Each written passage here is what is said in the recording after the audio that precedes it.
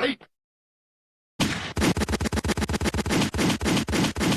welcome back to another episode of the Play for Keys podcast, the only podcast where we do something different every single day, not an hour, not an episode. This is an everyday thing.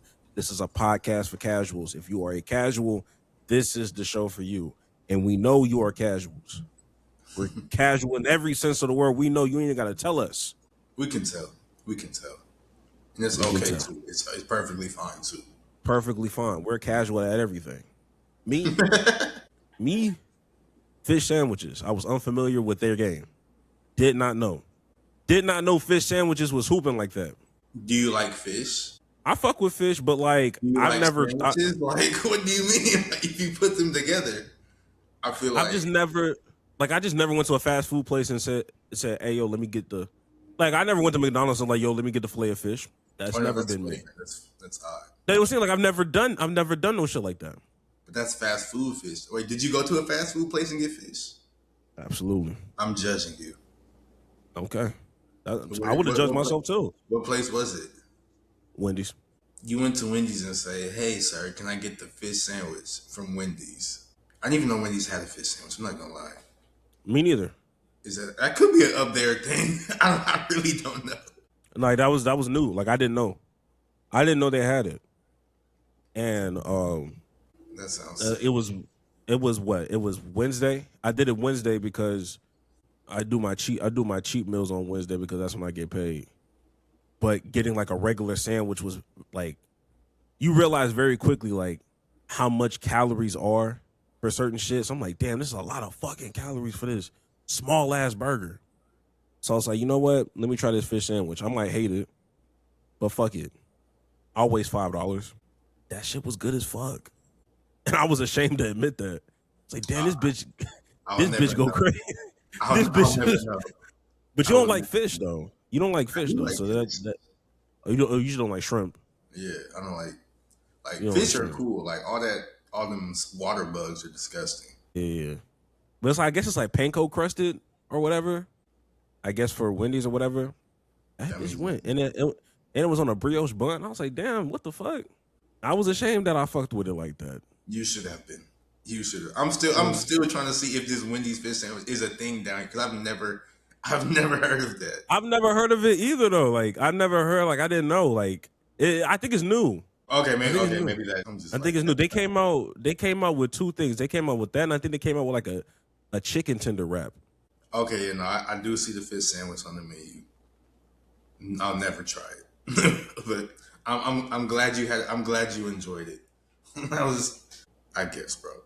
I fucking guess. For the good of the team. Hey, you know what I mean? I don't think I've ever led you astray when it came to food, though.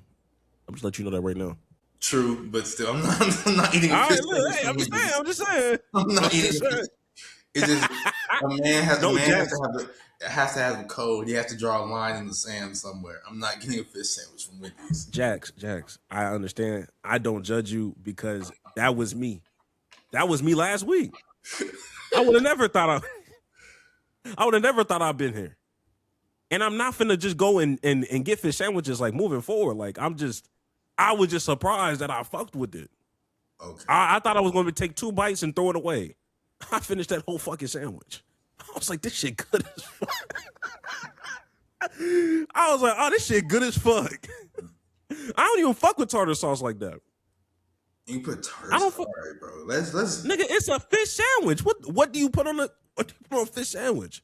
You a ketchup mustard ass nigga? Ketchup is good, bro. You a ketchup mustard ass nigga on fish sandwiches? I don't put mustard. I don't like mustard, so I don't put mustard on fish. But if I do have a fish sandwich, I'll put ketchup on it if I do need to put something on it. All right, man. Anyway, nigga. Let's go ahead. Donations. Donate to a charitable cause. I promise you. Donations. It is going to donations. You will not be using this money to buy fish sandwiches. On God, we won't. Here comes the money. Here we go. Money talk. Here comes the money. Yeah, let's not beat around the bush. Let's go ahead and just get started with things we simply do not care about. We do not care. We don't care. NBA niggas hate Memphis. If you have been living under a rock, there was a viral video of LeBron James going golfing and talking about how he just strongly dislikes Memphis, their hotels, basically the hotels of Memphis. And a lot of people had a lot of strong things to say about it. Oh my God, we hate LeBron. We hate LeBron. Then later, somebody dropped a 3-minute compilation of various NBA players talking about how bad Memphis hotels are and how they don't fuck with coming to Memphis. They should move to Nashville and all this stuff.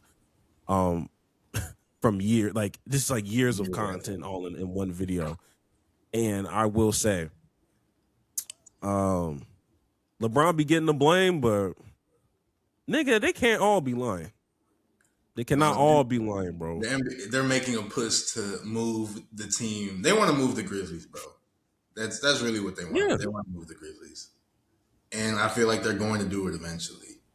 Which sucks for Memphis, which sucks for them. But, like, are we really surprised these NBA players hate Memphis? No. And I ain't even been to Memphis, but they just seem like the type. This is also the place with the wasn't this where is this where the hotel was that LeBron made those shoes about, right?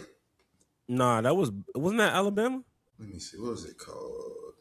Or maybe it was Memphis. No, it's Memphis. Bragging my Black history incorrect. It's okay, Memphis. Yeah, it was in the Lorraine Motel. That's in Memphis. Yeah, they was already not fucking with LeBron because of that.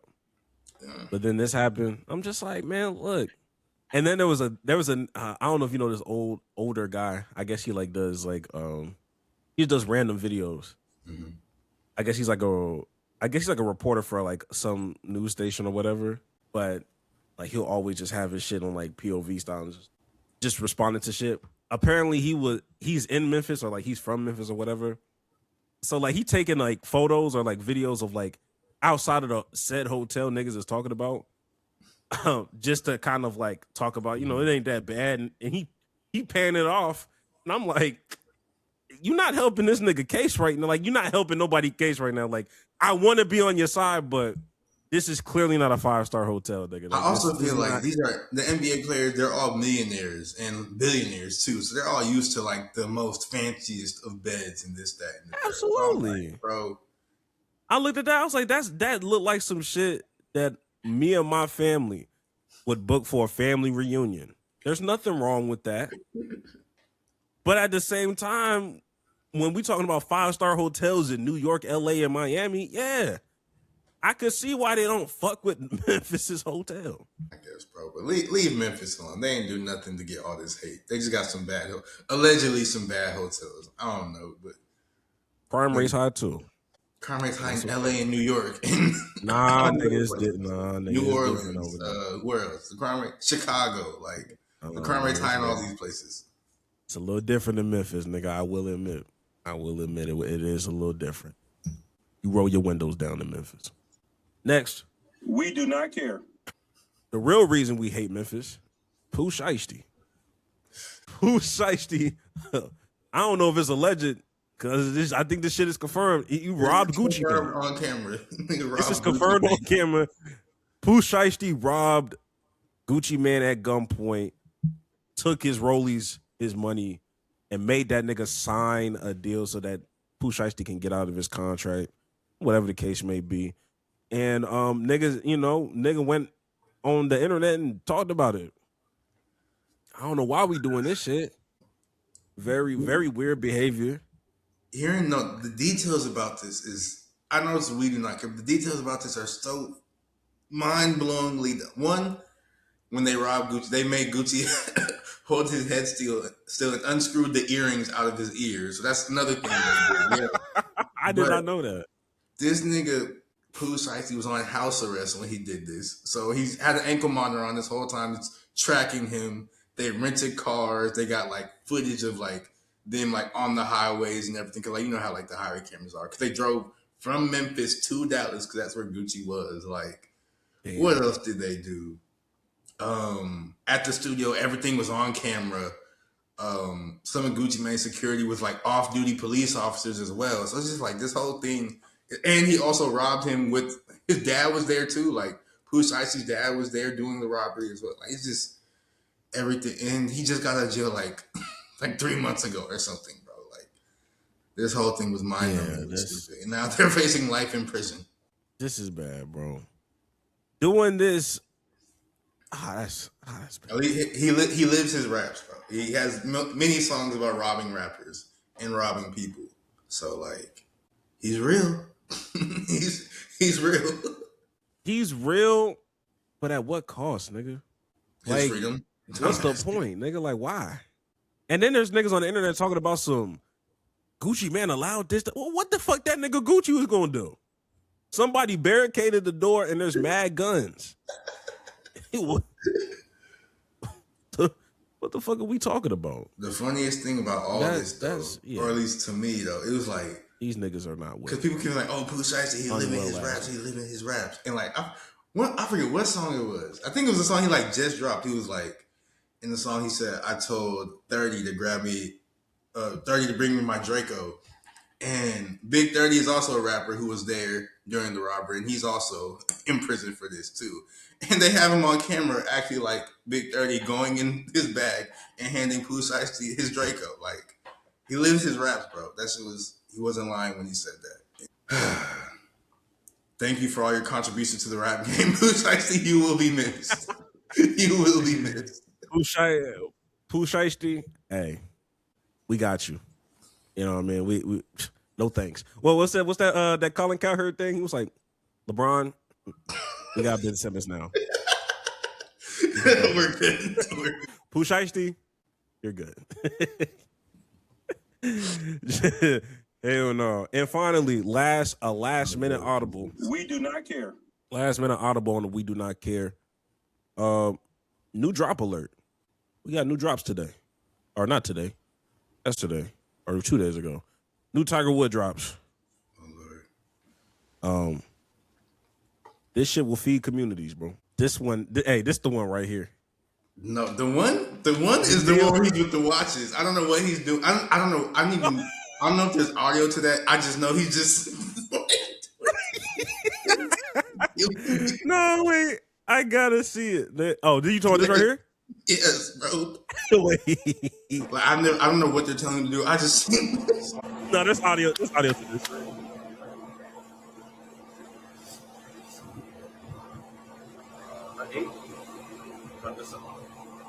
That's how we got to show off the Shador. We're good. We're good. This is how we show off the watching now. Hey, a nigga's TD celebration finna go nuts. A TD celebration of them niggas doing this. I don't know what the fuck he's doing. Hey. Nah, that's funny as hell, man. Funny as hell. Yeah, they gotta check their systems, bro.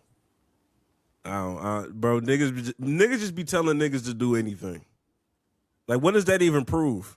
That you had a Rolex on. I don't know what the this and the claps and I don't know, but it was hilarious. That shit was hilarious. Speaking of other things that are hilarious, you know, we're done with the We Do Not Cares, but I will say we will talk about baseball.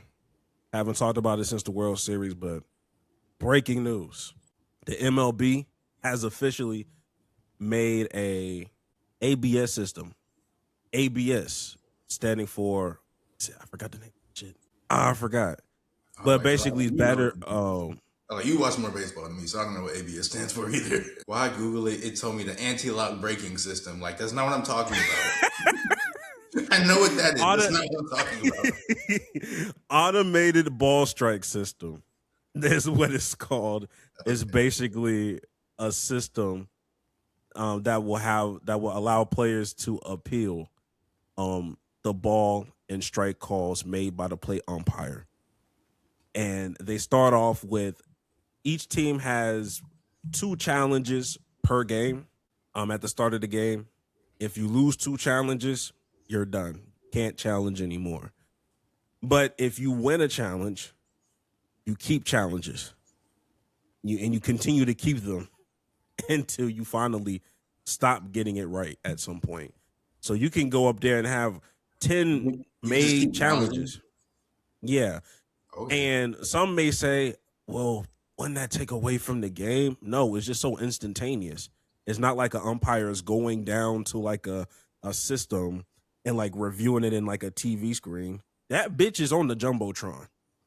Oh, the host, like everybody can see it at the same time. We're all just looking up, and the crowd is cheering when they see that shit. Like, he got it wrong because it's just a box, nigga. It's just a box, and it'll basically show if the ball hit outside the box or inside the box. You're talking about the little box, like when you watch baseball on TV, it shows like a little box where that's like the strike zone, right? And so if it goes, so if the ball is a little bit outside of it or whatever, in the not ref, but the umpire, he doesn't call that, then you can review it and boom, like that. Yeah, so like if it hits outside the strike zone and the umpire calls a strike, they can review it and we'll look it up, and it's like instantaneous. You don't have to wait; it'll pop up. And we'll see on the jumbotron is hilarious. I think more sports need to do that as well. Actually, I think more sports need to do that too. Yeah, so literally it'll be like I don't know if they do like the little hand signal like this, but it'll say challenge that, and they'll have like the speaker. He's like, player is challenging the call, and as soon as they say that, everybody looks at the jumbotron and sees it, and it was like call overturn or call stands. And you play ball again. Like there's no kind of discrepancy because you know what a ball is and you know what a strike is. Yeah. Like there is no like, is it? It's not like a catch where it's like, did he maintain and put 2 feet? No. Either it's in the box or it's not. And it's been hilarious seeing umpires like be pissed about it. I'm looking at because there was a nigga that got like 5 straight calls wrong. Review it. And it doesn't take away from the speed of the game because baseball is not even a fast game to begin with. But yeah, it's saying that the challenge is called by a position 64% overturn rate from the catchers, a 42% overturn rate from the batters, and a 40% overturn rate from the pitchers. So they are like getting these calls. They're low-key getting these calls wrong. And then I think I saw it was somebody else who put up a quote. Where is this? It's right here. And he said, he was like, Richie Garcia, he's a former ref, and he had this to say. He was like, I think it's embarrassing to the umpires that are calling the game. Nobody likes to be humiliated in front of 30,000 to 40,000 people because they can all see it on the jumbotron screen. But it's sort of like, y'all the ones who fucked up. And if it's that egregious, then like, bro, come on. And also, these reviews and challenges, that's been going on in the NFL and in the NBA for years. So I mean, like, tighten up. But that is very, very funny. Yeah. So like, oh man, like it's one of those things where I'm just like, bro, like, because some of these, for the most part, if it's kind of on the line, most batters are not really like challenging it. Most batters are challenging the egregious call. Like, bro, this is egregious. You know that shit was out. This is clearly out. And plus, from a TV perspective, we already see that it's outside the zone because there's naturally a square on the TV anyway. Yeah. So we already know it's a bad pitch or a bad call already. We're just waiting for them niggas to turn it around and, hey, let's review this shit. It's going to get to a point where they're not going to need like umpires behind the behind the bat anymore. What's the point? I don't know. I don't think that's ever going to change, bro. I'm saying like it's getting to that point, bro. I think a lot of leagues though, they like to have that human element still. So I really don't think that's going to change. Like it could, but I wouldn't say that. But I don't know. I say out of all the sports leagues that could go like that, baseball would probably be the first. Because it's kind of hard to implement a system like this for basketball, because playoff style of basketball versus regular season style, like that's what makes the playoffs. So like you finding any kind of ticky-tack foul or whatever, that's going to slow the game down. With the ABS system, nigga, either it's in the square or it's not in the square. Okay. Like there is no discrepancy of, like the movement, or like when we have those fouls, like, the hand is a part of the ball. It's like, nah, nigga, square or not. And I'm not saying that and it's not like you're eliminating all umpires because you still have the people that's in the field. You need those niggas, but the niggas that are specifically behind the plate, it's gonna get to a point. If you're not on your game, like if you just gonna keep calling wrong shit and I'm gonna keep challenging, at some point the nigga's gonna be like, why do we have this nigga back here if he not even getting it right? We can have this nigga somewhere else. We have this nigga in the booth. We can have somebody controlling the ABS system, doing maintenance on the shit or something. But I think it's good for baseball. Seeing shit like this because niggas have gotten robbed games. I just know it's gonna. I just know in the World Series it's going to go crazy. Oh, for sure. And no matter what, people are going to be so upset, which makes it even crazier. And it's I think somebody got to. I think one of the players tapping a little bit more to the World Series if that is there. I'm not gonna lie because I tapped in a little bit last time, so I'm slowly trying to grow on my baseball. So we'll see. We'll see how it's the perfect time to go. The perfect time to do it. The season just started. What, last week? 2 weeks ago? Something like that recently. This the time. This the time to get up on it, man. Yeah, but I mean, I thought that. And the Astros do that weird shit where they start off like super slow, like they'll lose their first 2 games, and niggas be like, "Damn, all right, the dynasty's over, bro. Like we gonna be ass again," and then them niggas just whip out a whole bunch of wins. Now they lead the league in something. It's like, oh damn, okay, well, I guess Altuve's not done. But since we started with like ref or ref adjacent thing, let's go ahead and keep it in that realm as we get to the NFL real fast because we talked about this last week a little bit, how the NFL, they're looking to, or was it last week? Maybe might have been the week before, but the NFL, they still can't really come to agreement about the new bargaining agreement with the refs. So they're starting to hire replacement refs. And we talked about it, how last time the replacement refs went horribly, horribly, horribly wrong. And this time, they haven't came to an agreement yet, so they're going to hire replacement refs. And they actually implemented a rule change just so this replacement ref thing can go a little bit better. And it says it's proposing, but this the NFL, they just released like their rule change, so this has been allowed already. But it's allowing the officiating department to correct obvious missed calls made by replacement refs and replacement refs only. And this comes because the NFL Referees Association, they're doing this new collective bargaining agreement, which is going to expire soon. So how do you feel about this? Do you think this is an adequate solution to this whole replacement ref problem? Because it's going to happen, and these refs are going to get a lot of stuff wrong. So you think this is like a good enough solution to it? Well, I mean, I think the ultimate solution is pay them fucking refs. But if you can't do that in enough time, I appreciate you being proactive instead of reactive. I would hate for you to not do anything and keep it business as usual and then wait for the opening week and then we get a controversial game deciding call in week 1 of like the NFL on primetime television, and then everybody on that Monday morning is talking about how shitty the refs were or X, Y, and Z. So I appreciate somebody being proactive. I'm not mad at it. I think in the name of technology, I think it's very hard to get shit wrong these days because you can always backtrack. Like I think, like at this point, if you can review, you have, everything gets called up to New York sometimes. Like even without the challenges, I think it's like really hard these days to like get something so egregiously wrong, like the infamous Green Bay game that we had. Like there should never ever be another Fail Mary with all the technology we have now. We have too much technology now. So I think it's a good thing because it shows me that they at least understand that shit could go left. The only question I sort of have with this is because, like I said, I haven't gotten deep into podcast for casuals. I haven't gotten deep into the weeds for all of this or whatever. But it's saying that missed call, like egregiously missed calls, are going to get sent up to New York or whatever, so people can review it and correct it. But my question is like, are the people in New York not part of like the NFL ref like union? Like, are they replacements too? Or that's what I'm like, who is up there making these decisions? Like, I don't know. I could be incorrect, but that's what's going on. I'm like, who's making these decisions?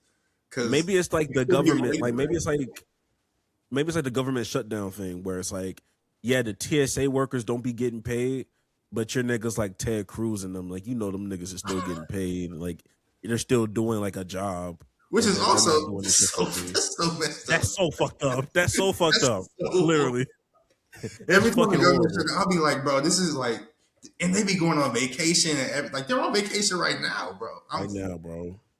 These niggas are It's terrible. a fucking evil. Yo, like once upon a time, like a government job was a flex. Like niggas used to tell you, hey, go get that government job. Like you'll always be, you'll now always they be just- employed.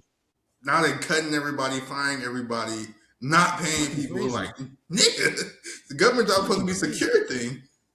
Like that's supposed to be bread and butter, nigga. Like Like you get a government job, you're supposed to be at there for like retire there and get like mad bread too. But God. mad bread, mad benefits. Like you supposed to be set. Your pension go crazy. Yeah. None of that. I didn't see so many government shutdown. Like, yo, like I remember when the first time a government shutdown happened in my lifetime, I thought the world was finna fucking end because like that's I just thought like that an meant, unheard like, of thing. I thought just everything was off. Like they just weren't I taking thought anything on. everything was off. Now when a nigga say a government shutdown, I'm like, oh shit, again? Like, Tuesday? like You meant to call it Tuesday? Like this? I'm saying, like every other month, we shutting this bitch down. Okay, nigga. I guess. But yeah, when I guess, long story short, I'm basically saying like to these refs, like maybe the higher up New York niggas are still getting paid, and Maybe so. still, somebody has to hold the integrity of the game. Like there has to be one person in there like, yo, we can't lose you, bro. We gotta have you. We gotta have you on Sundays, nigga, even if we illegally pay you, bro. So it'll be interesting. Yeah. I'm not looking forward to it, but At all. Pay these niggas, bro. Please. But keeping with football, another bag arrived for Kirk Cousins. He's a generational bag chaser. He just signed with the Raiders. The Raiders, who are rumored to be taking Fernando Mendoza with that number 1 overall pick in the draft. So they they're going to take Mendoza. They're That's going what's to. going to happen. But Kirk, he got a deal with the Raiders. It's going to be a 5-year, $172 million deal. But realistically, it's only a 1-year, fully guaranteed $20 million deal that has a club option. The Falcons are going to pay Cousins $8.7 million this season because they owe him that much. Then the Raiders will pretty much pay the rest. So Kirk getting another bag. I like this for Kirk because, one, him and Fernando Mendoza look low-key like the exact same, and they talk the same. It's very odd. But 2, I remember Tom Brady, he was giving quotes, and he was saying like he'd rather not start a rookie quarterback for like the whole season just because you don't want them to experience growing pains and you don't want them to get their ass whooped and blah, blah, blah. So Kirk Cousins, and he wants to play again. Kirk Cousins still wants to start, so it's going to be a meat shield for Fernando Mendoza. But the biggest takeaway I have from this, it says Kirk Cousins, his career earnings has officially surpassed Tom Brady's career earnings, which doesn't seem like it should be a thing. What do you mean Kirk Cousins has made more money than the greatest quarterback of all time? But that's just, I don't know who his agent is. Does it say, like, is it tag or no? Yeah, I don't know who his agent is, but hey, watch that shit say Clutch Sports. That shit would have pissed me off. like, let me see. Kirk Cousins, what is his career? Oh, it's something ridiculous, bro. He's been hooping, bro. Yeah, I think. Let's see. So far in his career, he's made $321.6 million in his career, and Tom Brady is only not. I've said only, like only's going to be small number, but Tom Brady, he's made $332 million in his career. But then after this season, Kirk is going to surpass that, which is fucking crazy. But who is his agent? That's what I want to figure out. His agent is Mike McCartney, of Vayner Sports.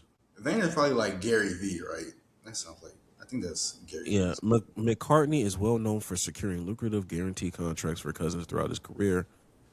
Who else is a client for this nigga? Yeah, I need to know who else is Vayner Sports. Aiden Hutchinson is one of his clients. That's the biggest name I see. He just got a bag not so long ago too, huh? Mm-hmm. Yeah. Kirk, like we said. That's the only other big name is Aiden Hutchinson. Everybody else is just like Sort of like Yeah, because he needs all of his resources to get Kirk Cousins that bag. If he got too many clients, he got a lot of clients, but like I'm just saying, none of them are like super big names. damn, bro, that's a little calling. Hey, I ain't gonna lie, Kirk Cousins is that nigga's official resume. Like, Literally, nigga, I can get you paid like this nigga, bro. I can get you paid. Even on the back end of your career. I'm getting you paid, nigga. 28 guaranteed. 8.7 from my last employer and 20 mil to the Raiders. I'll say this. I will say this. When it comes to Kirk Cousins, or not even Kirk Cousins, when it comes to the Raiders, one thing that we've always talked about was that conversation: should a rookie quarterback start immediately? Should he have time to develop or whatever? We always had that controversy of what's right and what's, incorrect. And I've always been on the side of, I don't think there's a right or wrong answer as long as there's a plan. As long as we can see the plan. Whatever the fuck they was doing over there in Cleveland with Shador and Dylan Gabriel, obviously there was no fucking plan. It didn't matter if that nigga started from day one or you waited a year. It looked like dysfunction. This looks like a clear plan. We can see it. Okay, you're going to bring Kirk Cousins in and be the guy. And then when you think Fernando is ready, we'll do it. Clint Kubiak is there, so does that make Gary? Does that make Gary his father or his brother? Gary is his father. So Gary was on that same kind of timing too. He had the franchise guy, or like they believe in just not throwing in no fucking rookie quarterback. And then you have Tom Brady, that's like a part ownership. Yeah. So his thoughts and his beliefs, because I done seen him on a couple podcasts. He's always had the belief that college niggas is not ready when they come into the league anyway. They need 2 or 3 years to develop. So when you have all those things in combination, that first of all, this is a move that you do when a nigga is not fearing for his job being lost. That nigga Clint just got signed. He knows, okay, I got at least a couple years. 1, 2, maybe even 3. And he got some building blocks with the Raiders because they're gonna get. He got building blocks. They won't be absolutely ass. They got Shiesty. They got Brock Bowers. They still have Max Crosby for whatever that's worth. I don't know if they're gonna play him or try to trade him again. But there's some building blocks. They're still probably gonna suck, but it might not be as bad as we expect. So Fernando Mendoza might be in a situation that not a lot of good young quarterbacks are in, where they are really preparing this nigga. Like they're really like developing him. Having that nigga learn under somebody. You don't see that a lot with under somebody who's like competent. Because Kirk Cousins, even though he's not the greatest quarterback ever, but like he's been a solid quarterback for most of his career. Even though he has his mess ups and big moments and everything, but he's not Cheeks. We might call him Cheeks, but he's not really Cheeks. We just say that because it's funny. The way he's getting developed is like the equivalent of him being a late first round draft pick, like a Jordan Love and an Aaron Rodgers, where there's somebody in front of you, but we're gonna go ahead and draft you and build you up and make sure that we're getting the best out of you. I think I saw his pro day. I saw a couple throws. Hey, look, he looked decent. I ain't gonna lie. I think he's gonna be good. I think he's gonna be a solid quarterback. Good. He's gonna be like Kirk Cousins, just more athletic Kirk Cousins, I think. Honestly. Yeah, so he won't have to go through like you gotta save this franchise type shit. Like he gotta start day one. I don't think there's gonna be a lot of niggas saying stuff like that. Unless Kirk Cousins just gets so bad that niggas start saying, hey, yo, look, it's not gonna hurt throwing that nigga Fernando in there. But that's just Kirk Cousins having to be Kirk O'Chains. Like that's up to him if you want to keep his job past the trade deadline. But one thing, I like it. Before we move off, the one thing I did not read, which is probably the most important thing about this whole tweet, is this will be the 11th straight NFL season in which Cousins' contract will be fully guaranteed. We've never seen a bag chaser like this before. We might never see one after. Generational talent. I've never seen a nigga chase a bag quite like. Especially in the NFL, 11 years guaranteed contract straight. Hats off to you, Kirk Cousins. And finding a way to be on the quarterback show. finding your ass, finding a way when niggas was not checking for you. Niggas was not checking for Kirk Cousins to be on a QB show like that. Man, that nigga's PR is insane. I respect it. But someone whose PR is absolutely in the mud right now, Jalen Hurts, because a new story came out by ESPN, and this sort of happens low key like every year now. It feels like in like the offseason, a new story comes out about Jalen Hurts and how he's just not it. But this new story by Jeremy Fowler on ESPN, he says that Jalen Hurts pushed back on changes that would diversify the offensive scheme. He wanted to avoid playing under center.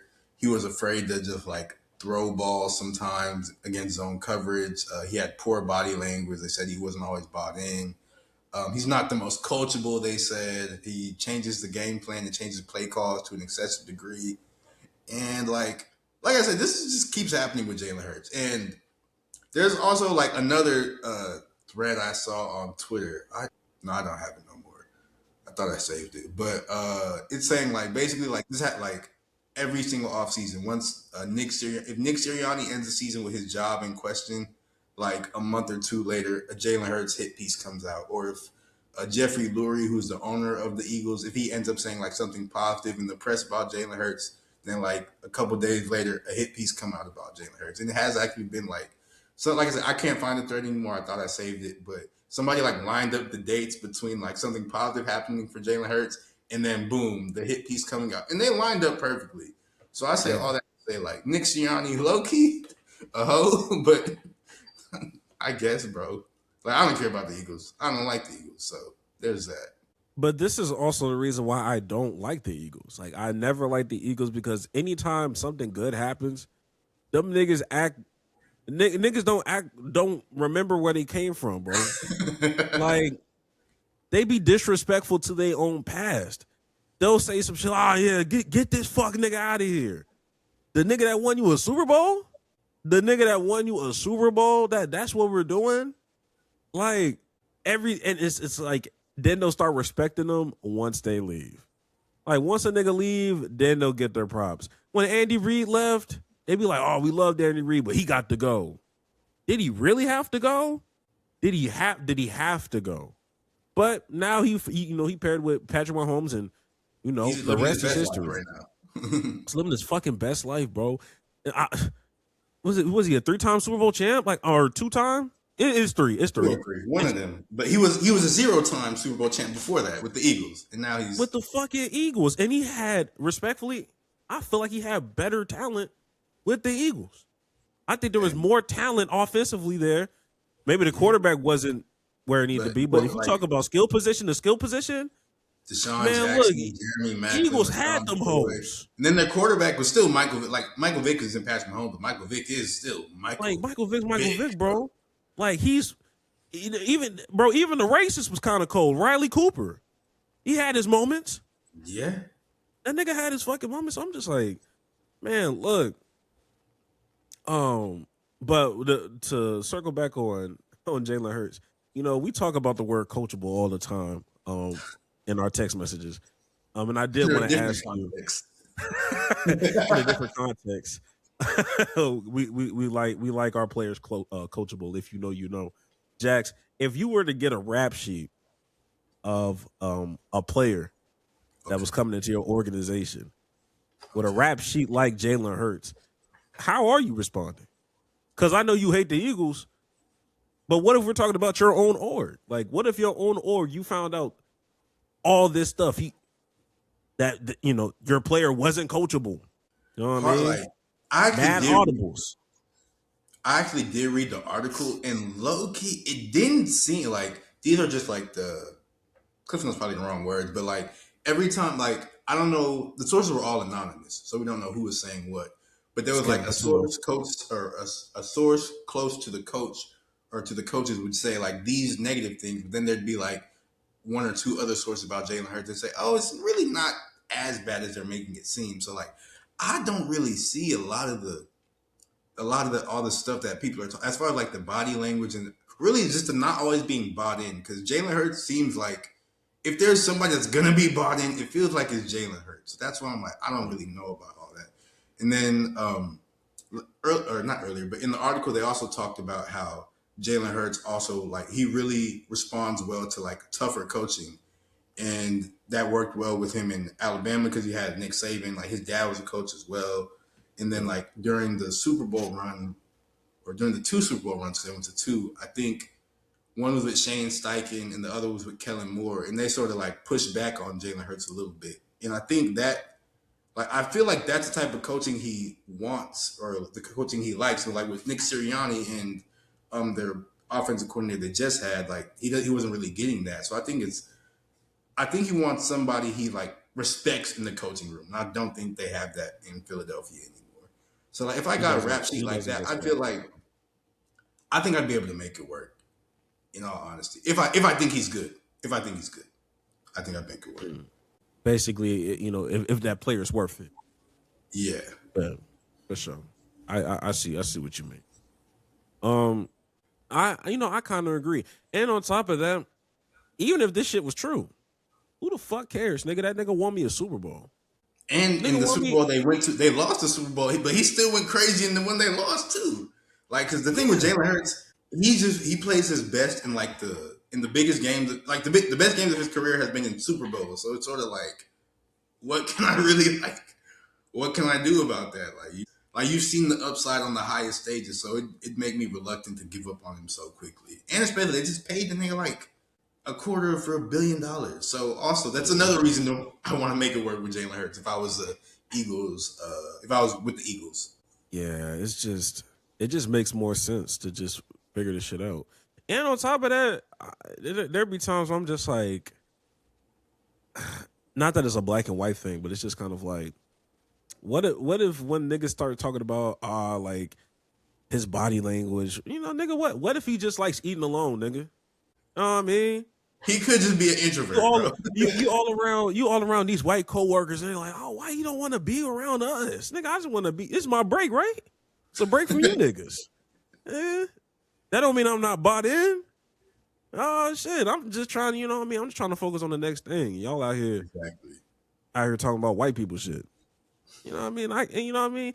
And they be like, oh, he look rude. Maybe he just got a resting bitch face. Who knows? Like, yeah, who knows, bro?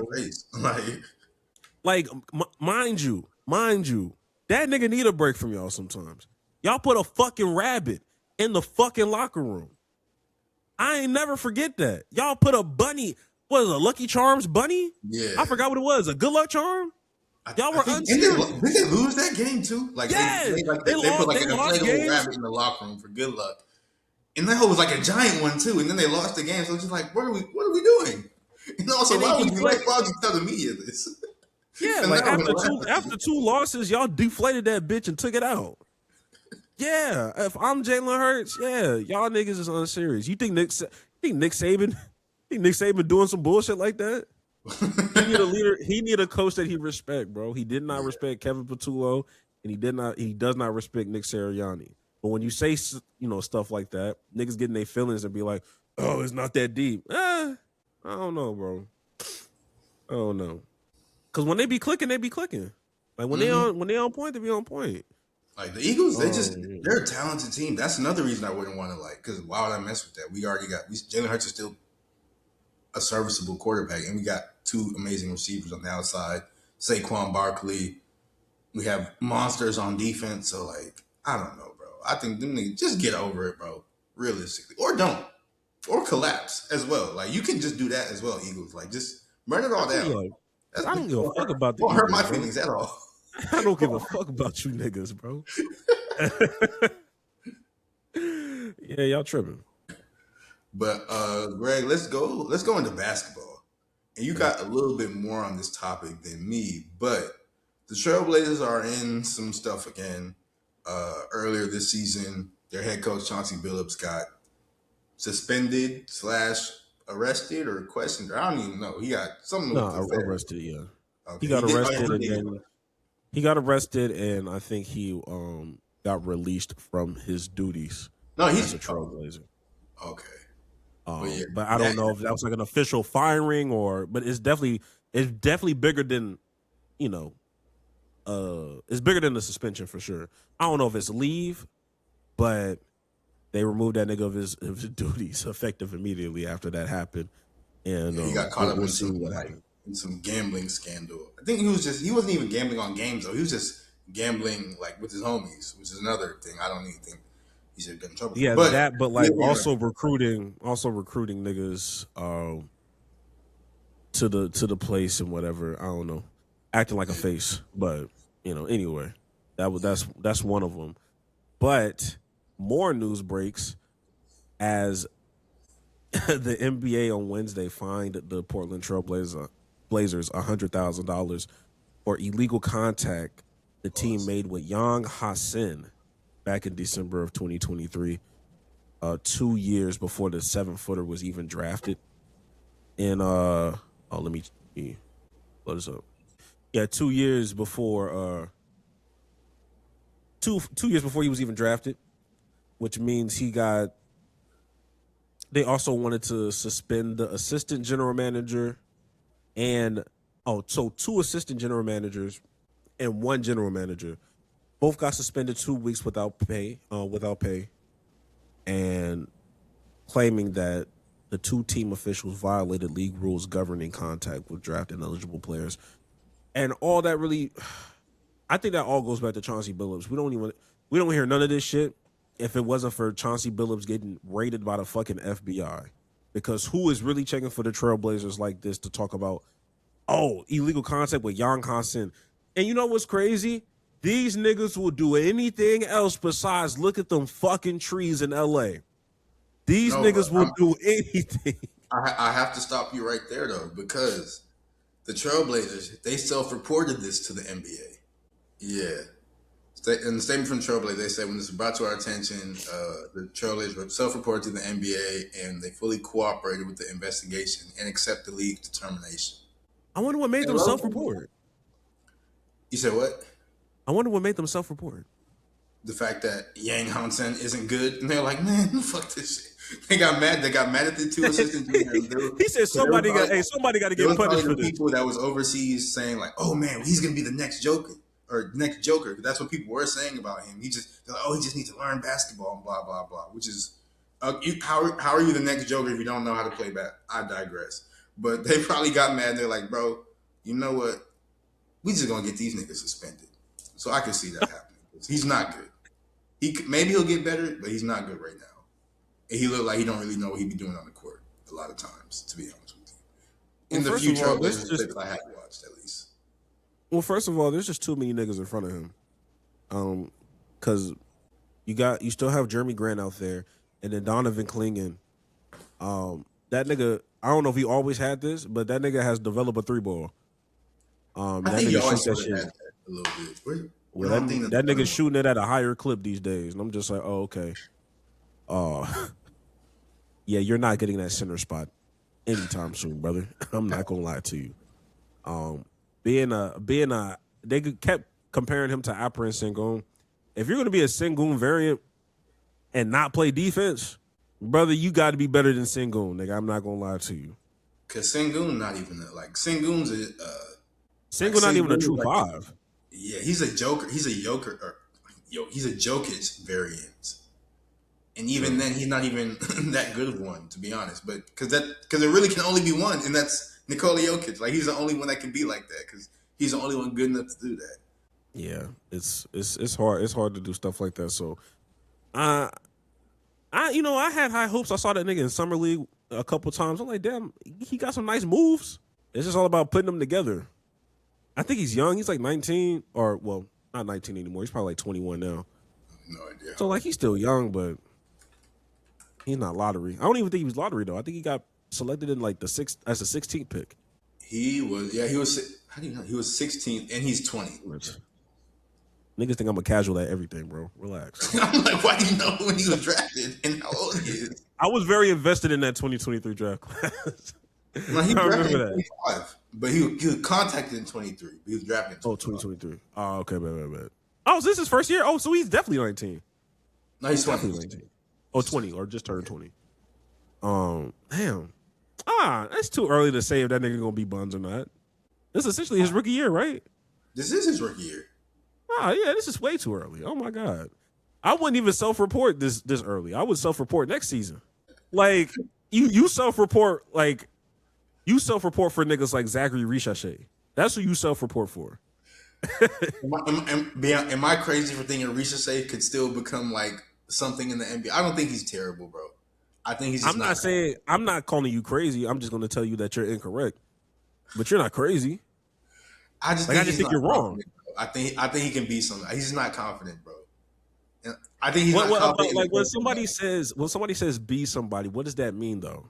Like he's not. I don't think he'll be a star, but he's going to be like a serviceable role player, like a valuable role player. I feel like somebody that can knock down the threes, defend when he needs to. Like, not saying he plays like Andrew Wiggins, but like Andrew Wiggins-esque, because like Andrew Wiggins, he was never that super. Or the Andrew Wiggins, like a role player in the style like Andrew Wiggins with the Warriors, because like earlier Andrew Wiggins was like a little bit crazier as far as like scoring and stuff like that, but like when he was with the Warriors, Andrew Wiggins, he might drop 30 on occasion, like very like if Steph and them having an off game, he might drop 30 if he gets like a good matchup or something like that. But that's not really what you counting for. Like he can be like the fourth scorer on your team, but also somebody that can play defense really well and knock down shots. I think that's what he can become.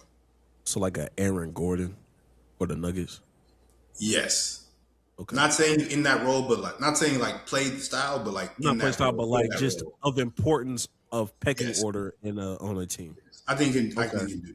I think if Rehabilitation is your fifth best player, if he's your fifth best player, y'all can win the chip. If he's your fifth best player, you can win the chip. Honestly, I'm gonna be honest with you. I know niggas not talking about the Hawks. Them niggas been. I'm like the Hawks low key like. Them niggas, hey. Them niggas is not in the play-in no more. I'll tell you that. Them niggas is securely in the playoffs. I think they had like a 17. They won like 17 of their last 19 games. Something crazy like that. The Hawks gonna do something. I'm not gonna lie to you. They hooping. They got some guys. They got some guys there. But yeah, shout out to Yang Hassan. I haven't given up on Yang Hassan, but it's not looking good for him either. I think a change of scenery might help. And on top of that, why would you you got Scoot Henderson there. You should have self-reported for that. There's so many things. There's so many players you could have self-reported for. Scoot was bad because he was getting hurt, right? Scoot was bad because he I think that's why Scoot Henderson was bad, right? He got hurt. Well, yeah, but like I don't want to Markelle Fultz this nigga. Like, nah, he was still good enough to get this shit together. Markelle Fultz made me sad, bro. I thought he was. Markelle Fultz made me sad. So cold, bro. I thought he was gonna be so cold. Like Scoot Henderson started playing bad, and then all of a sudden I started seeing this nigga like play with goggles, and I was like, "Wait, what's going on, bro?" Like, I don't know. I don't know what's going on. It won't matter because Dame is coming back next season, but that's probably one of the most like worst kept secrets, bro. Like nobody talks about Scoot Henderson as like a bad pick. Like he's bad and so low key that nobody brings that nigga up. It's because the only person people are focused on in that draft class is Wemby because Wemby's going so crazy. Yeah, but like it gets masked because even niggas after Wemby are getting talked about, like the Thompson twins and Brandon Miller, and there's a few niggas. 2023 was a fire class. Yeah, shout out to them. But it is. Since we are talking about draft, let's talk about Adam Silver and how he's trying to abolish the draft and reintroduce slavery in the auction block to America and the world globally, because he's talking about introducing. When I first seen this, I thought it was April Fool's, but then I saw it came out April 2nd. I was like, Lord Jesus Christ! But he's talking about doing a draft credit system. And it's a real life equivalent to the way waiver wire works in fantasy football, where essentially you'd be bidding on incoming rookies like you would with Monopoly money that gets thrown at free agents in the fantasy realm. So just bidding on rookies. And another reason I thought this was an April Fool's joke is because the day before, on actual April Fool's, I don't know if it was an actual NBA thing, but it was like somebody was talking. Actually, I'm going to see if I can find. I have to see if I can find it. I have to see. You talking about the Wizards? No, it was somebody who was talking about this like an auction type system, and I was just like, "There's no way you think this is a good idea," because I was like, "This is literally just the auction block," and it makes worse because the colors he was using to. Oh man, I have to find this shit. Okay, yes, it was Nate Silver. I don't with 538. I thought this was an April Fool joke when I saw it, but this was he. I think he might have been the one that introduced this lottery proposals, and he was just talking about the NBA draft with the auction. Now, Greg, I want you to look closely at these colors being used about this fucking lottery auction. And I seen this, and I seen the word auction in these colors, and I'm like, is this the April Fool's joke or not? Because why are these races? All shades of melanin, huh? I'm like, what are we I'm like, what are we doing? I swear I thought this was a joke, but people are taking it serious. I can't believe it, bro. But like this, I think this is I just don't like. Let's just keep the draft, bro. I don't like the optics of it. I don't care. Maybe this could be a good idea. I don't know. I'm not going to look deeper into this in any way, shape, or form. I just think this is a dumbass idea. Because why are we doing an auction for these? But like, it's just. Am I crazy for thinking like this or no? I mean, I don't think you're crazy just off of the mere fact that it's just already auction. Because what the fuck you think that combine is? Like my nail. How fast is he running? How high can he jump? While they're in What's their his underwear. weight and measurements? Well, I mean, in the NBA they're wearing basketball shorts, I'm pretty sure. But like, still, it's like, what are we doing? Like, I just And I now just we're auctioning. I'm not crazy, bro. I need $50 for this nigga right here. Yeah, that's bad, bro. But like, I don't even know how you would. I don't even know how it would work. No, just saying like how like a waiver wire is like in fantasy. This is the waiver wire in fantasy. So like, I don't even know how to explain the waiver wire in fantasy. I just know how it works. But it's just like you get placed in an order or whatever. Yeah. I don't know how that order is determined. I guess the article probably gets more into detail of that. But you get placed in some order. I think with the waiver wire in fantasy, the person with like the worst team gets to have like the pick of the litter as far as waivers. And like if they bid like $5 in fantasy, or like say your team is worse than mine, but I bid like $5 in fantasy. I think if you have the worst team and you bid $5, you'll get that player. So I think it's something similar to that. Even though we bid this, I would just have to pay more to beat you out. No, I think you can pay the exact. If you have a worse team, you can pay the exact same and get the same. Like that's my understanding of fantasy football. I could be completely wrong. So like if you have a bad but I'm saying like if you have a bad record, yes, but like your record is worse than my record, yes. If we both pay $5, you would get that nigga. Yes, but if I paid 10 and you still paid 5, would I get him, or would that still go to you? I believe you would get the players. But this, I could be completely like somebody could hear this and be like, "Bro, these niggas have no idea what they're talking about." So I could be completely very wrong. true because this is my belief and understanding of fantasy football and waiver wires. So I could be wrong, but I don't know. But I think that's how it goes. But regardless, I think this is a bad idea. I think it's stupid. Just keep the draft. Don't do no damn. I wonder if that would be like a part of their salary cap. Like you adding X amount of dollars to move up in draft or whatever. I would assume that it would, like if you don't have a lot of money to work with because you're tied to like 2 super maxes, you can't jump a lottery team because at that point, fucking Steve Ballmer would have the best team in the fucking league. You just keep marketing. Say fuck this monopoly money. I got real money, nigga. Mm-hmm. So I maybe it would work, but it's just the optics of using that term is crazy. Yes, bro. I'm like nobody thought about the word auction. No one. All right, bro. No, I don't. I think niggas know what they're doing. I just think they be trying to test the water and framing it as leaks. But you're just trying to test the water to see if niggas gonna fuck with it. Like that. You seen that Nike shit that happened? What? It was like that Nike advertisement of this black man. He got like. Oh no, that wasn't a Nike thing. That was just somebody who was doing it with, or who just did. That wasn't a Nike. That was just an artist who was doing that. That was still crazy. It was very crazy.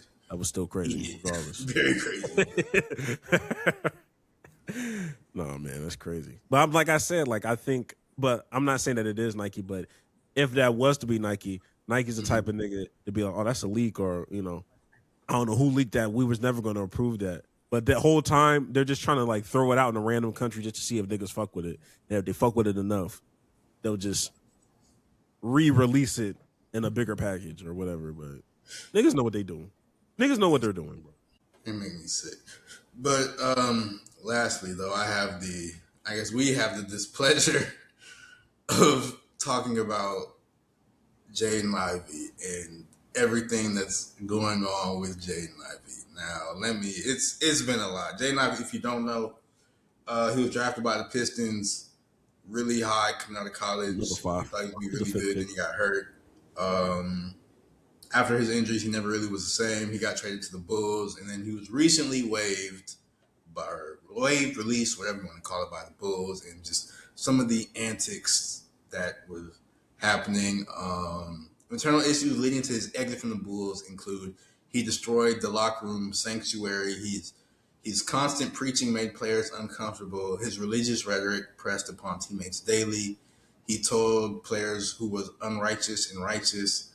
The Bulls viewed this behavior as weirdness in the workplace. Another thing he was also doing, he was asking reporters if they were fornicating or not, asking them about their salvation, things like that.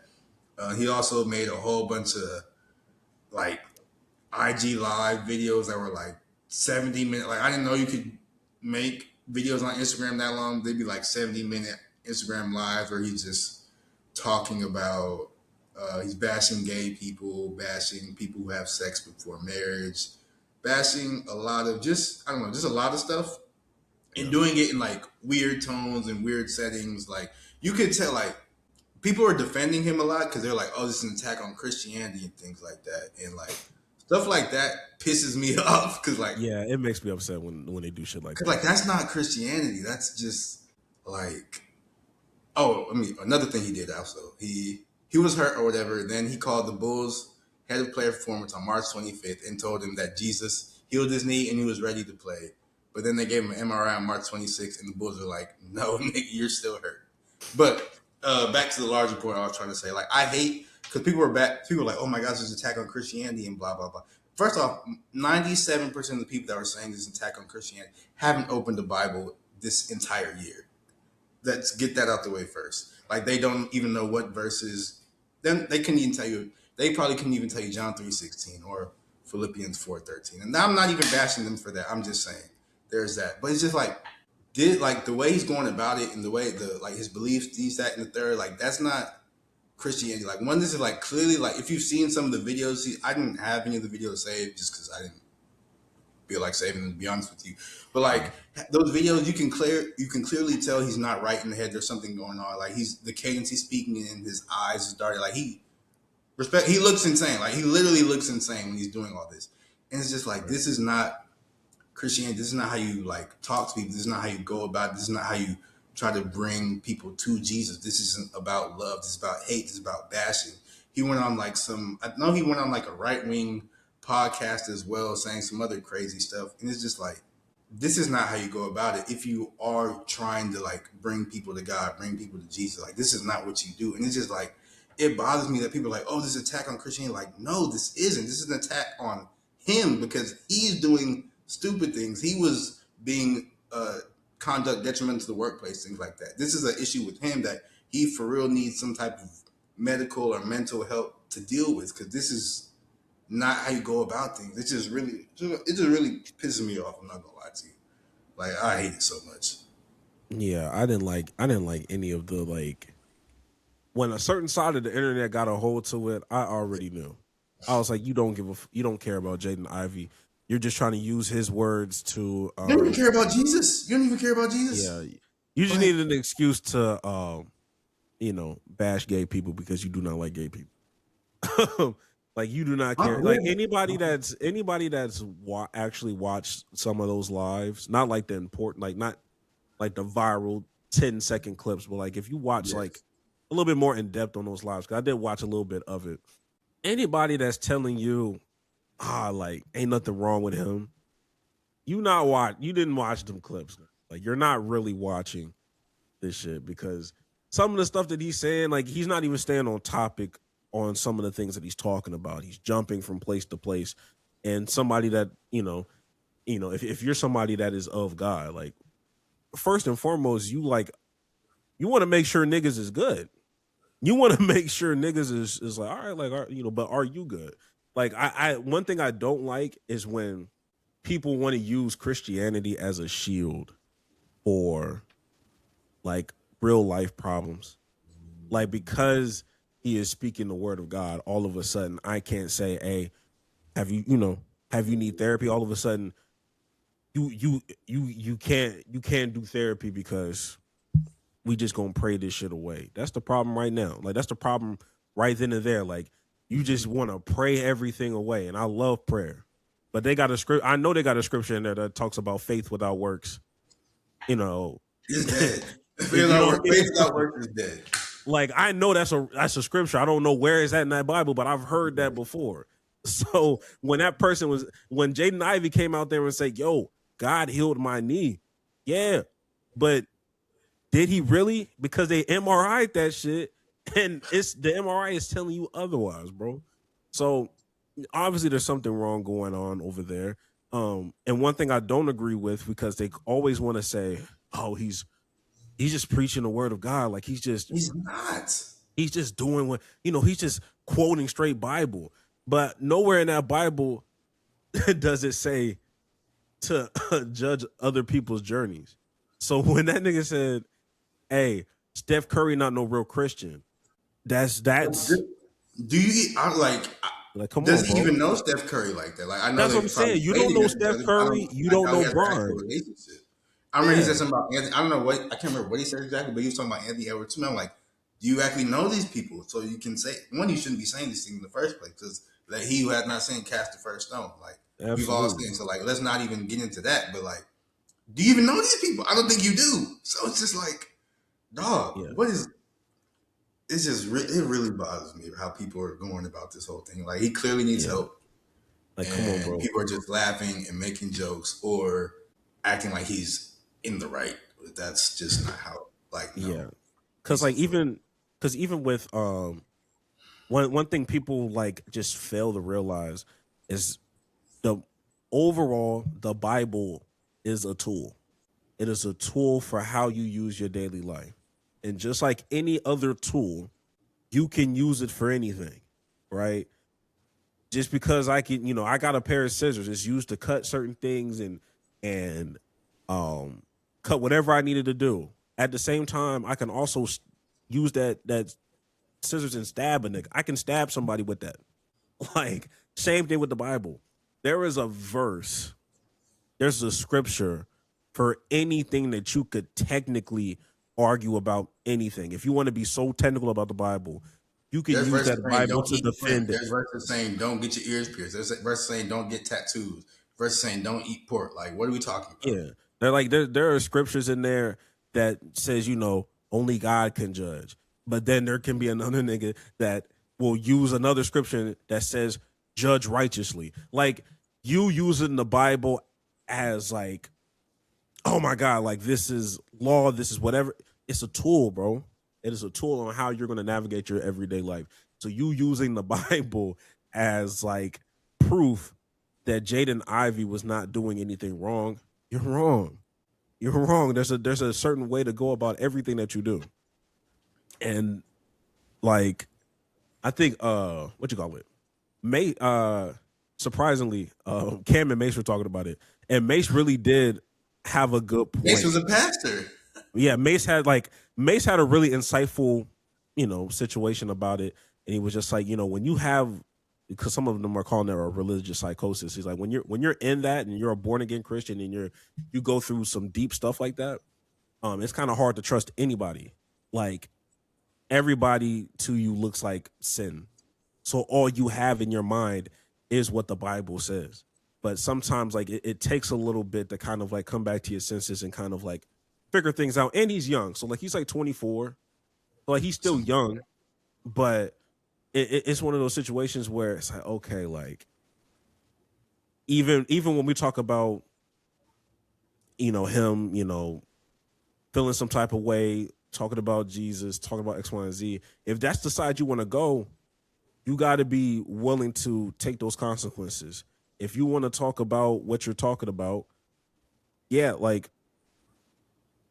that means you probably don't need to be in the NBA if this is the route you want to go and be unapologetic about it. If you know, if you want to spread the word in a certain kind of light, and that money shouldn't matter.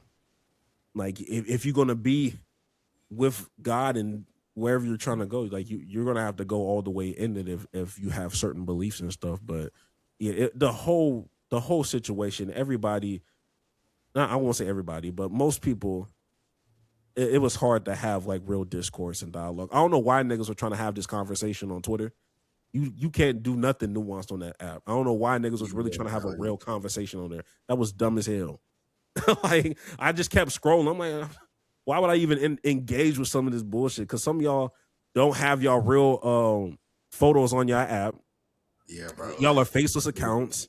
I'm like, good, bro. I'm not. Yeah, get me out of here, bro. It's ridiculous. But do you think he's coming? Do you think? I feel like he can come back into the league at some point. Yeah, for sure. At some point. I don't think it's over for him because I just don't want people to enable. It's only going to be. I think it'll only be over for him. Like one, if he's like continues on this like crazy, I guess path you could say. Like then it'll be over, or if his knee doesn't heal as well, because I think he has something wrong with his knee. So that's another thing. So yeah. If overall, he didn't. And overall, he didn't get waived over his beliefs. He got waived because he wasn't good, bro. That's why he was waived. You can't be bad and also weird. He was bad and weird, and they're like, you know what? That's what it is, bro. And this is one of the times like, Adam Silver's a bitch. Adam Silver is not the Chicago Bulls, bro. Adam Silver didn't drop that nigga. The Chicago Bulls did. Any other team has the opportunity to pick him up if they will. Two things can be true, and they won't. They won't, but it's just like, all right, bro, like, he's just gonna have to figure it out. But I don't want people to enable it so much that we forget about Kanye. Nigga, there's a lot of niggas that allow Kanye to do Kanye things. And now look at this shit, bro. We don't even look at the nigga the same no more. So yeah, somebody need to get a hold of him. Like you can't that nigga's called Catholic a false religion. I was like, damn. Mind you, his mom is the head coach at Notre Dame. The women's basketball team. So a Catholic school. Like, so what are we doing, bro? So it's just let's get some help, bro. I really do hope he gets the help he needs. And he should, because he has enough money to do it. Oh, one more thing.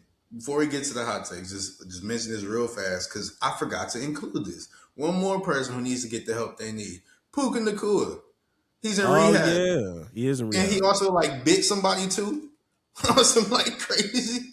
I don't know what's going on with Puka, but yeah, he checked into rehab. I think he actually has been in rehab for about like 3 months, I think. But yeah, Puka Nacua, get the help you need as well, brother. He's out here biting women and all this weird stuff. And like when I first seen that notification that he bit somebody, I was like, what? And then I actually saw like a picture of the bite mark, and I was like, oh no, this nigga really bit somebody. Oh my god. He really bit this nigga. Oh my god! I was like, that's a crazy. He just got drunk and he bit somebody on the knee. Like, what are we doing? So, I do hope Puka gets the help he needs. But yeah, that's all I had to say about that. Nah, he held on to that. Like he held on to that bite.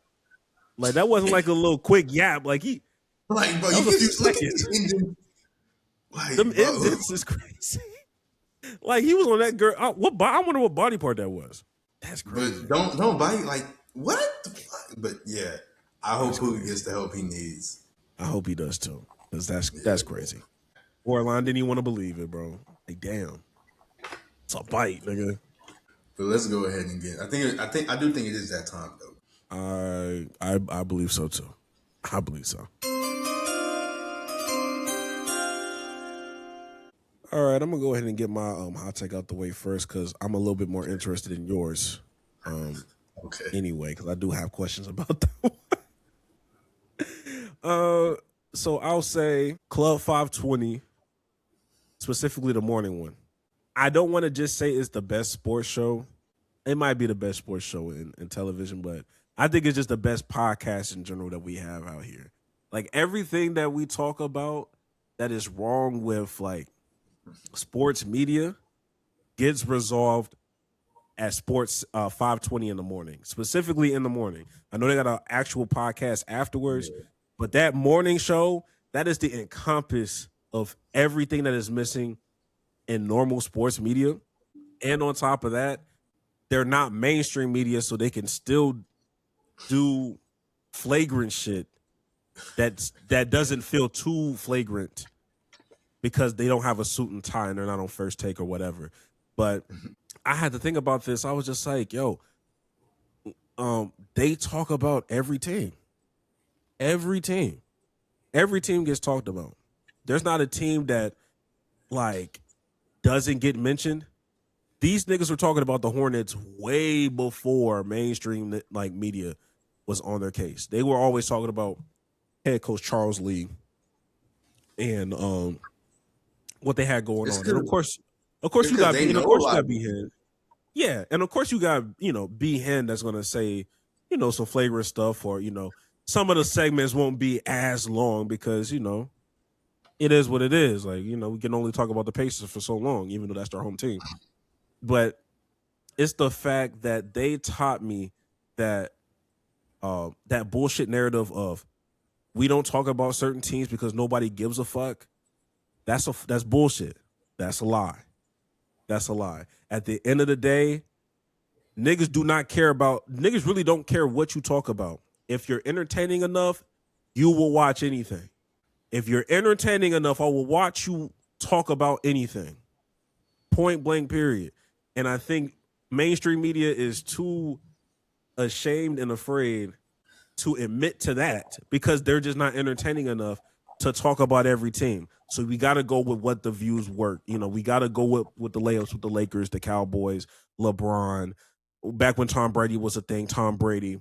But if you're really entertaining like a nigga like B Hen, I can hear B Hen talk about the Clippers, the Miami Heat, the Orlando Magic. I can hear that nigga talk about literally any and everything, which leads me to if there was ever somebody that came down, when we have those situations where it's like, ESPN needs to like bring back like those breakdown footages and stuff like that. And you'll hear a nigga from Twitter talk about niggas not trying to watch the X and O's. That's just boring as fuck. If you're entertaining enough, niggas will watch.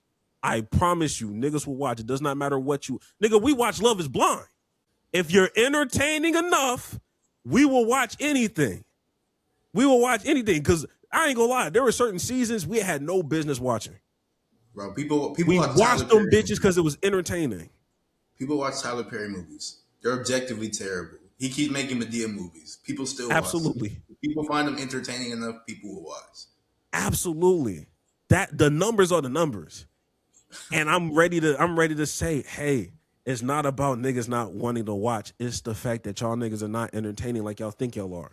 That's why y'all pay Stephen A so much goddamn money because that's the only entertaining thing that you have. And even that is an overkill because that nigga does too much stuff. You overuse that nigga to the point where I don't want to see the nigga no more. Or, as an audience member. That's just what it is. So that's my hot take. My hot take is that 520 is the best sports show in all of sports. Go and basically like the mini hot take is you can talk about anything as long as you're entertaining. The numbers are the numbers. You don't have to just talk about LeBron. Because who really want to talk about LeBron James 7 days a week? That's not entertaining either. But you do it because it's the ratings. That's a cheap way to get big ratings because everybody will just click LeBron James regardless if you're entertaining or not.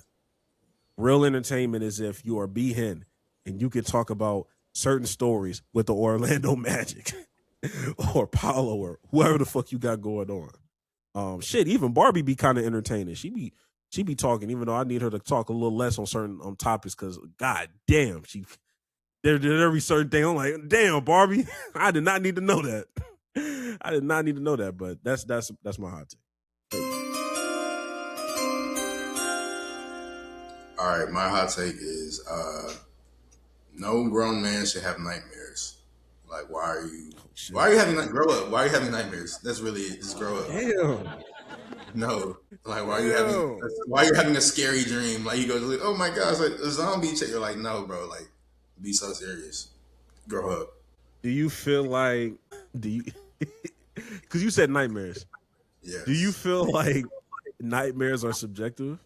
a little bit. I think there's a Like, difference between. like, I think there's a like difference a between a nightmare to nightmare and me. I think you can Oh, so have you a can have a bad. bad dream. A bad dream is just a dream you don't really like that much. You can have that, Okay. but a nightmare where you're like, "Oh my gosh, I'm scared." Be so for real, bro. Be Okay. so for real. Okay. Why are you going to sleep and getting afraid in your dreams? Okay. All right. All right. All Lock right. in, nigga. Like you can have a dream that like, oh, I didn't like, oh, I had a dream where I don't even know. I don't even have a dream. I'm not gonna hold you. I don't remember the last dream I had, but like you have a dream where I don't know something bad. Like you have a dream where your car gets robbed or something like that. I don't fucking know. Like that's not a nightmare. That's a bad dream. You can have a dream you don't like, but a nightmare where you're afraid. Come on, bro. Okay. Now, hear me out. Hear me out. I did have a dream years ago. How old are you?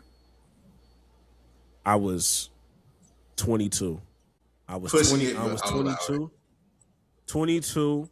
The scenario, I got an ugly woman pregnant. She was hideous, and the whole family. That felt like a nightmare to me. That genuinely felt. I woke up. I was like, God damn. I'm good. You don't understand how ugly that woman was, bro. Like that shit was. It depends on your level of fear. It depends on your level of how afraid did that make you? Terrified. I think that might. I think that can classify as nightmare. But you I was 22 terrified, but though, only so because you can allow it a little bit. 22 is young. You're a grown man at 22, but you're still young. So I mean, I'll allow that. But I was terrified because I like this is not like a you know what I mean. It's not like no random woman. Like I've seen this woman in real life before. That's what made it terrifying. I was like, oh, fuck. I was like, oh no, oh no. I was in college. I was like, oh no, I can't do this. that's So very funny. So yeah, like that whole thing, like it was like it because it wasn't just like it felt unnecessarily long. Like Wake up, nigga! Like I'm wake up. trying to wait. I'm trying to wake up, nigga. I'm trying, but like I'm going through the baby shower, the gender reveal, the baby getting put. Like that's a nightmare, nigga. Because I want to wake up. I want to wake up. He's in the dream, please, please. I'm out here. I'm out here. I'm out here. Sounding like Kendrick Lamar.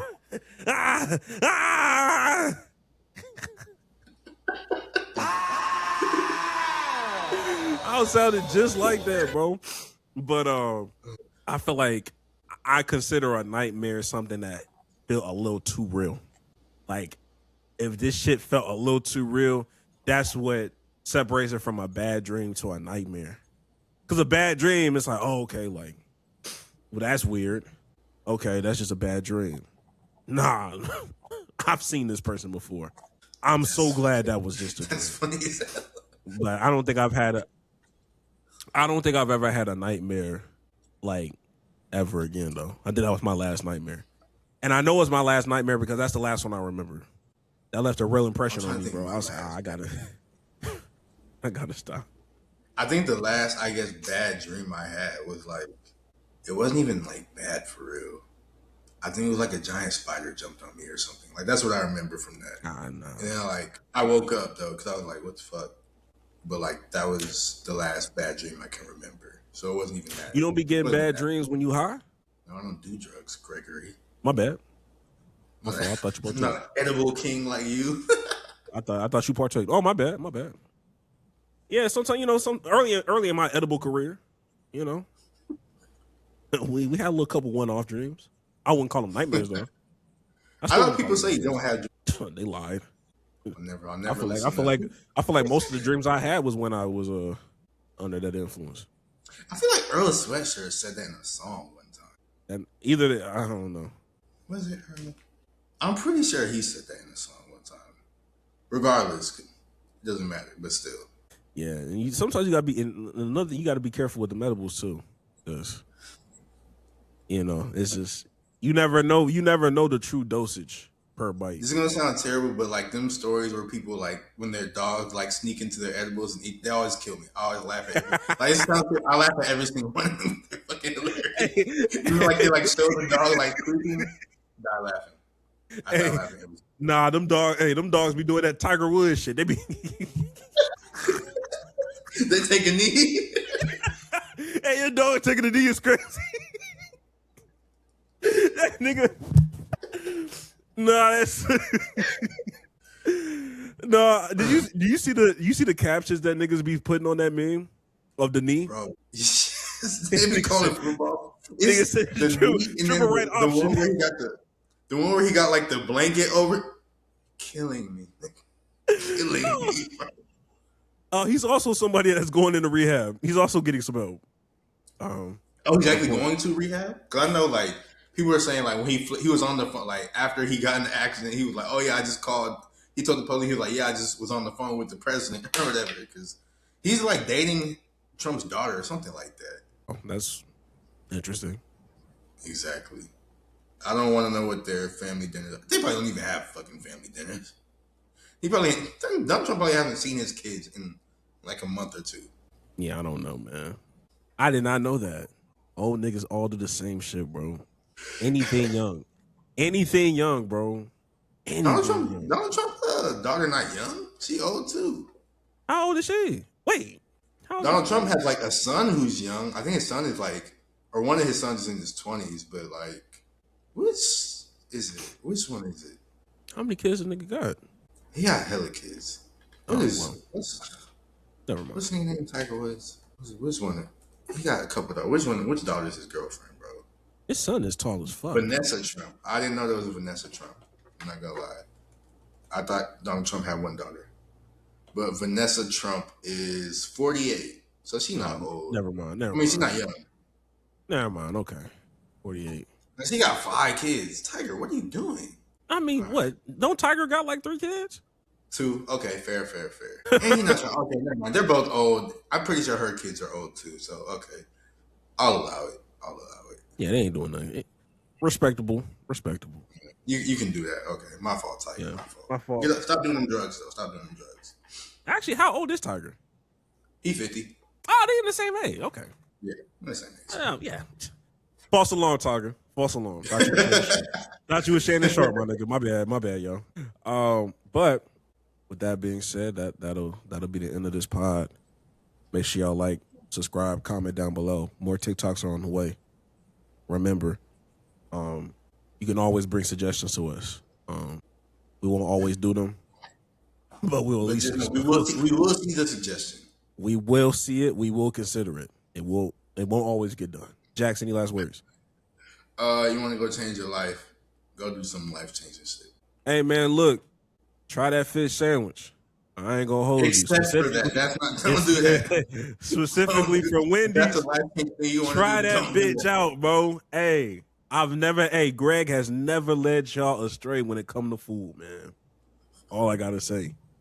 That nigga ain't never had a bad food suggestion from me. Just keep that in mind. And then 2 or 3 months down the line, that nigga Jax will probably come through and be like, hey, low key on the low. I tried that bitch. That shit kind of cold. I'm not getting a fish sandwich from Wendy's, bro. I'm sorry. I can't do it. That's fine. Like, you saying that right now. The North remembers. Okay, nigga. But we'll catch y'all niggas next week.